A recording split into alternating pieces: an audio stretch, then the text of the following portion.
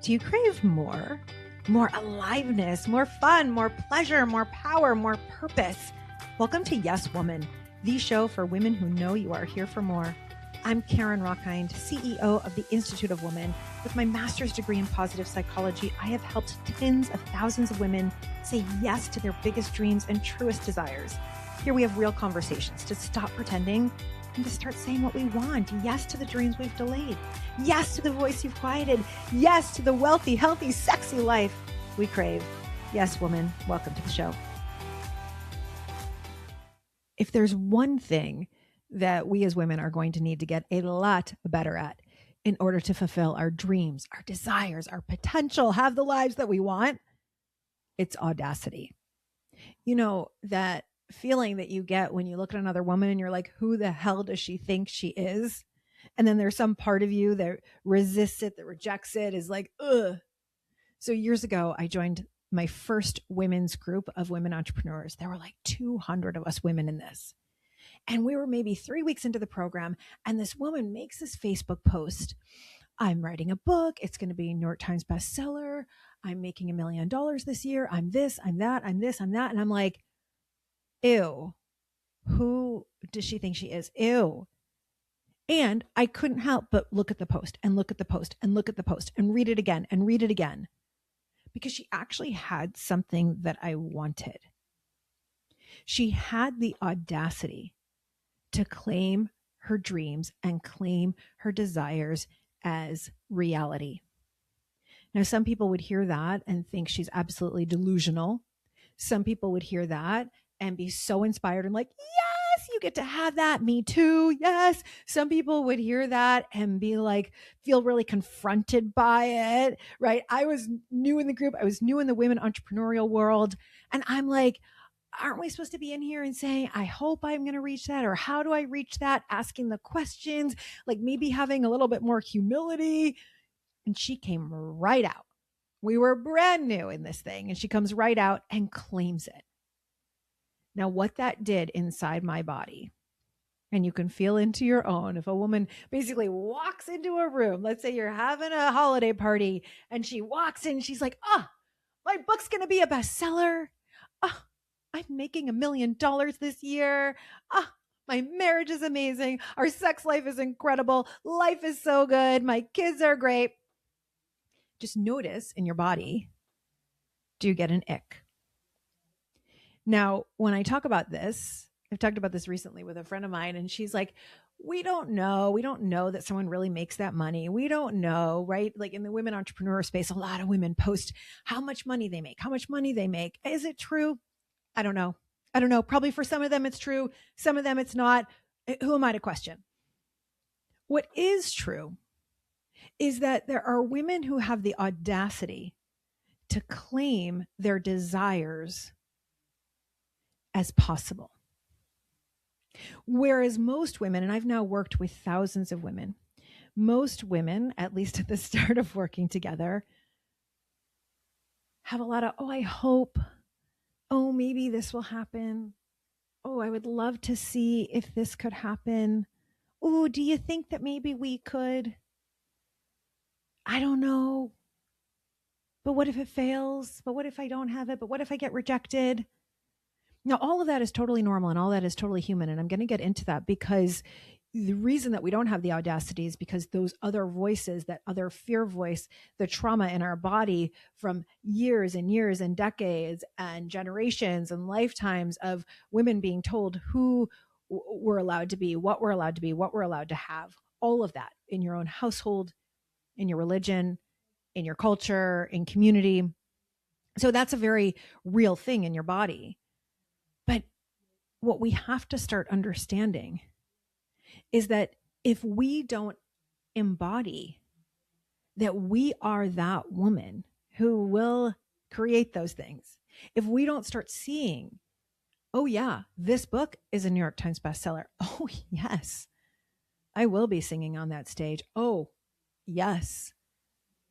I know my bank account right now says 10,000. I'm going to look at it, print it out, add a zero, add 3 zeros.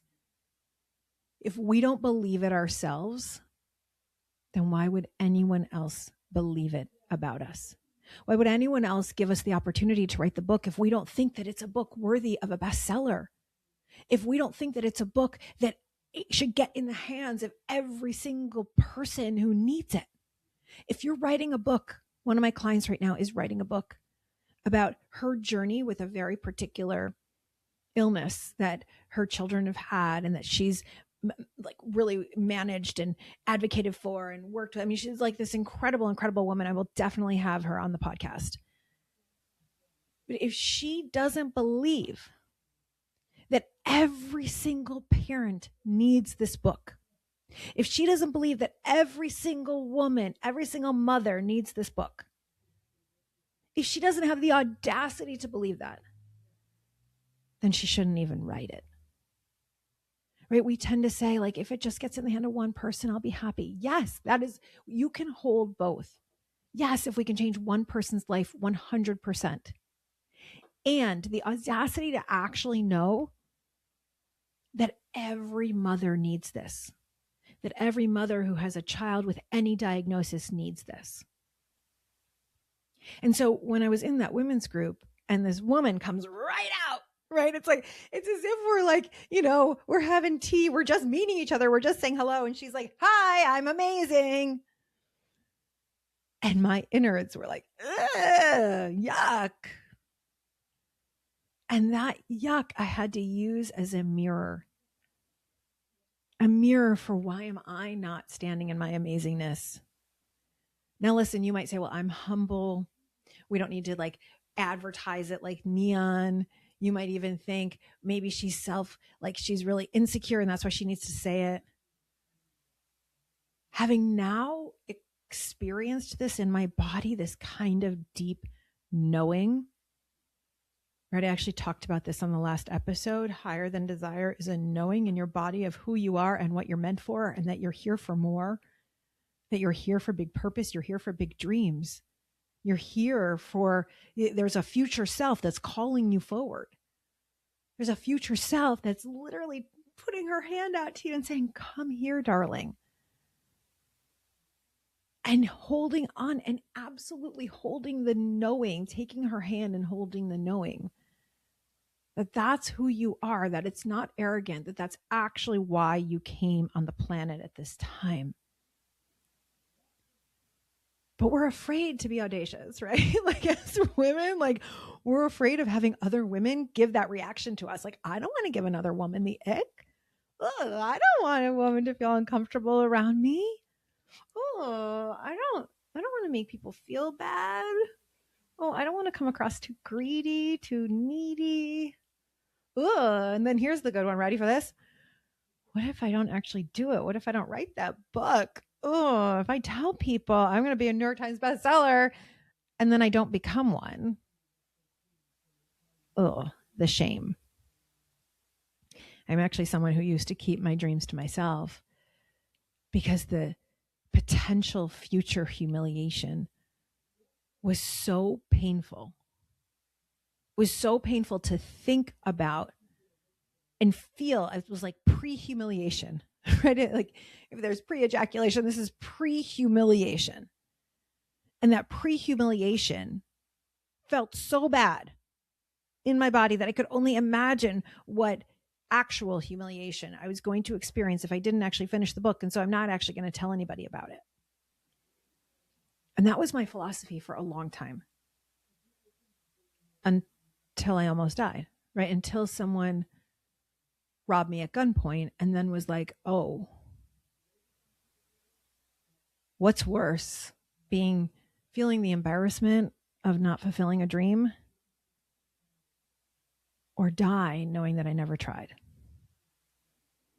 And for me, and you'll have to make this decision for yourself, but for me, I realized that dying never trying, oh, I love that. Dying never trying is worse. Dying and never trying is worse. And it's like I want every woman to just, put her pinky out. Like right now, can you put your pinky out? Can we put our pinkies together? Can we make a pinky swear that we're not going to die before we try? That we will at least put our heart and our soul into it? Because here is what I know for a fact, sister. What you want wants you. What you know that you're meant for knows that it's meant for you. And when you put your heart and your soul into it, the universe will hear you. The universe will feel you. The universe will say, okay, she's ready. She has the audacity to believe it. Now, in preparation for this episode, I looked up the word audacity. And I was kind of a little bit surprised by what I saw. But then I thought, well, maybe that's why so many women avoid it. A willingness to take bold risks. I'm like, okay, good. I like that. Confident. Okay, like that too. Often rude behavior that shocks and disregards social norms. Okay, so there's so much wrong with that sentence. It's almost humorous. Let me repeat it. Let me repeat that part again. I don't have my reading glasses. I need to look a little bit closer. Often rude behavior that shocks or disregards social norms. Okay, willingness to take bold risks. Every woman I know and love is like, yes. Confident? Yes. Rude? Oh, no, rude. You're saying it's rude behavior. I don't know that I really want to do that. Shock and disregard social norms. Like, yeah, kind of a little bit want to be like, F you, I'm going to disregard social norms. But then also inside, I have this inner 8-year-old, this inner 15-year-old, this inner 20-year-old who just wants to belong to the sorority, right? And so if we think it's going to be rude, if we think that it's going to seem to our friends, to our family, to people we love, to people that we just walk into a room that we're disregarding them, that we're not reading the room, then we won't do it. And so even that sentence, I feel like, who wrote this sentence in this dictionary that I'm finding on Google? Because why is it rude? Why is it rude behavior to disregard a social norm? Just because it's normal doesn't mean that it's healthy. Right? It's like you might say to your kid, well, if everybody else was jumping off a building, would you? There was a social norm in the 1950s to segregate Black people in one part of the bus, white people in another, Black people in one drinking fountain, Black people, white people in the other, et cetera, et cetera. That was the social norm. But that doesn't make it healthy or right or good. I think also about 1938 Vienna, Austria, where my grandparents were. When Hitler took power, so social norm became ostracizing, beating up, expelling, turning in Jews to concentration camps. That was a social norm.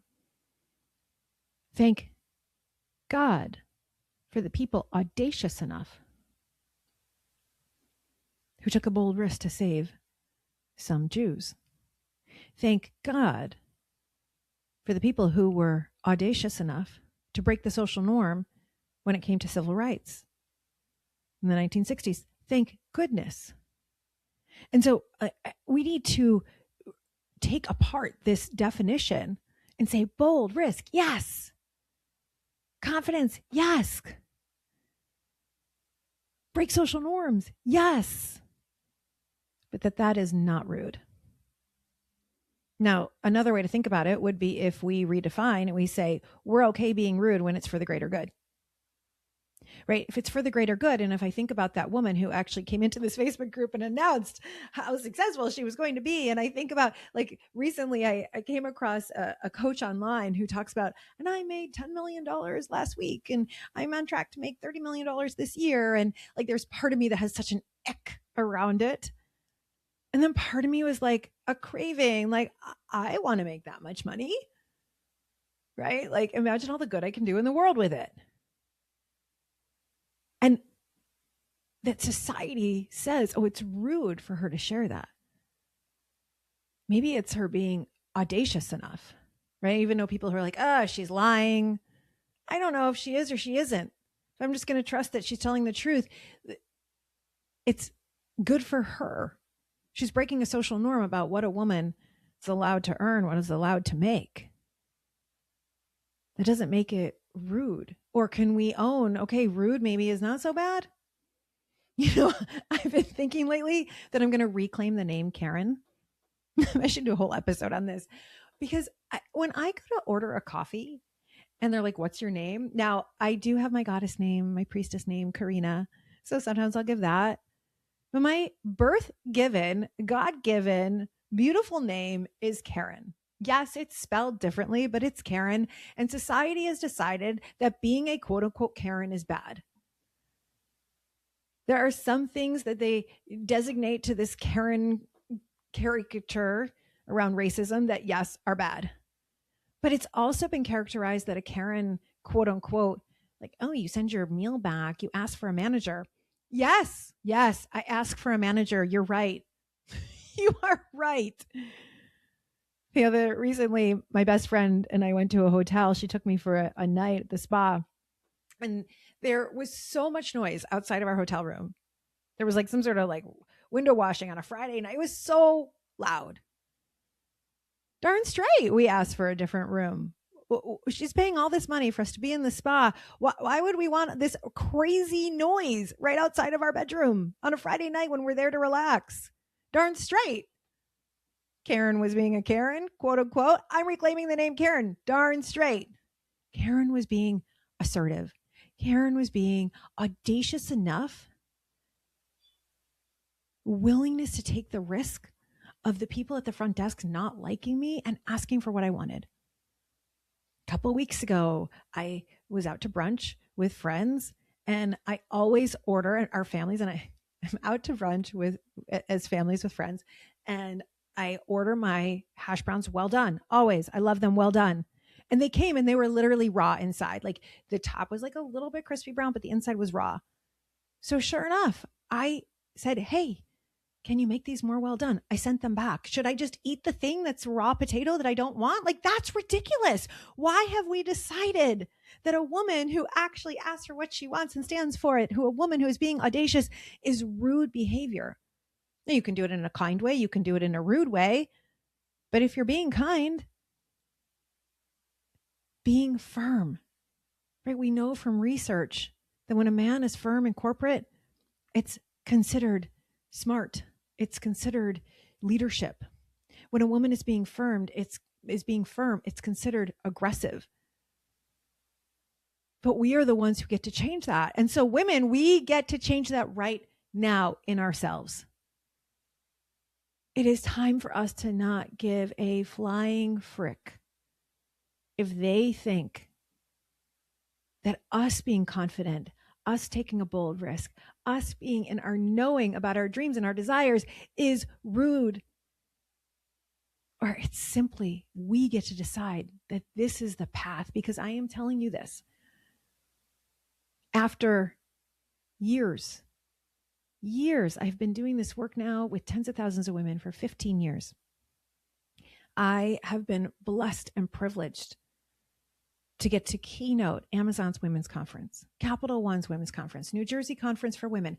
I have been so blessed. I got to be on SiriusXM's Wake Up with Taylor for 5 years. Like, I'm so blessed. I have gotten to literally share, like, inspire thousands. There were 2 million listeners on that radio show. Like, I'm so blessed.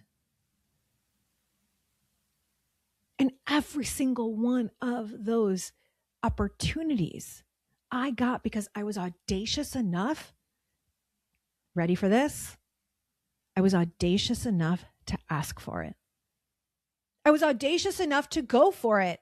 I was audacious enough to tell people, I want to be on the radio. I want to be on the radio. I do. I want to have my own talk show. Anyone listening out there who wants to give me my own talk show? I want to interview people. I'm amazing at interviewing people. I will send you clips. Like, I am amazing at it. I will be audacious enough to say I am so good at it. I've literally interviewed women who have been interviewed by the Today Show, and they say to me, you're the best interview I've ever had. Something about me, I make them feel really good. So I know that I am that good. And everything that I have gotten, people say, how did you get to speak at Amazon? Are you ready for this? Like, sit down, take out your notepad. 2 words. I asked. And that is the only difference between people, between women who achieve their dreams, who get their dreams done, and those who do not. The audacity to ask, the audacity to have the knowing, the audacity to take the next risky move. Because what's riskier? Being thought of as rude for asking? Or dying never know? Or dying knowing that you never tried? And I'm telling you, it is riskier. Because when you have a dream inside of you that you're not audaciously going for, that you're not audaciously asking about, that you're not audaciously standing for, that you're not audaciously putting yourself out for, it will gnaw at you. Gnaw at you. It will never shut up. It will be in your ear. It will never shut up. Maybe it will get quiet for a little bit of time. This happened when I had the knowing that I was meant to empower women. Like, I got divorced at 26, went on my journey to find happiness. It was probably around age 30 that I was so clear. It was like, oh, this is what I'm supposed to do. But then I was too afraid to do it. Too afraid of rejection, too afraid of future humiliation, too afraid to look stupid, too afraid. I don't even know how would I do it? Would people think I was rude if I said, this is what I do now? Like, all of it. And that fear, so what I would do instead, I'm just going to get another job. So I switched corporations. And so the voice would go away from maybe a tiny bit. Or I would find someone else to date. I'm going to be in love with that guy. I'll be in a relationship with him. So it would go away for a little bit. Be like, okay, see, I didn't really want that dream. I didn't really want it. I didn't really need it. And then it would come back louder, right? It's like, it doesn't go away.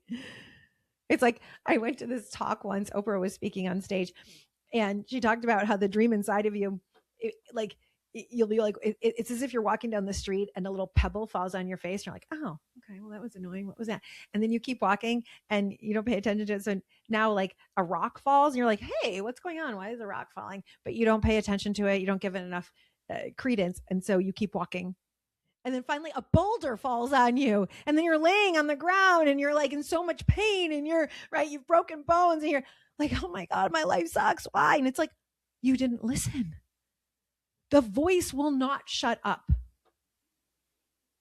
until you claim the audacity to go for it. Now, there are places in my life I can still see, here's an audacious edge. Here's an audacious edge. And that's why I love doing it together. That's why I don't do things alone, even 1/100th as well. I don't do things alone, even 1/100th as well as I do them with sisters. I mean, I'm somebody, my love language is like complete and utter adoration. My love language is verbal plus gifts, right? Like, give me tell me. And so I need my sisters around me who are like, oh my gosh, that teaching you did was so great. Yes, I love that podcast. Yes, we can do this together. And I love being a hype woman who also is like, yes, you can do that. And then I love being a coach. Have you thought of this? Have you thought of that? Here's another way. Just this morning, I gave one of my clients, I'm like, oh, wait, you should connect with this person. These 2 people, this is how you're going to get that dream done. Yesterday, worked with another client. Have you thought about it this way? Think about it this way. And she's like, oh my gosh, that's the thing that totally cracked me open. That was the answer I needed. When we do it together, we're so much more powerful. Alone, we get stuck in that brain that goes, oh my God, is it rude? Oh my God, I'm going to be humiliated. Oh my God, I can't have people say, who the hell does she think she is? But together, oh my gosh. Right now I'm leading this 21-day challenge with 50 women. And each day I'm teaching how we go from that shift of being in the fear, the humiliation, the perfectionism, the stuck, into the full-on dreams, into the full-on joyful, juicy, powerful, abundant, purposeful woman. And there's a dare each day, and it's so fun. We just started yesterday. The dare was, what do you like actually want? Not what society has said you're supposed to want, but what do you actually want? What do you really, really, really, really, really want? And the women, like, oh my goddess, they're claiming it. Because I said, make your list. And at the end of your list, ask yourself, what else? Right? Like, be delusional, be big, be like, go for it. Dreams are free, desires are free. Yes. And then to see them claim it is so much fun.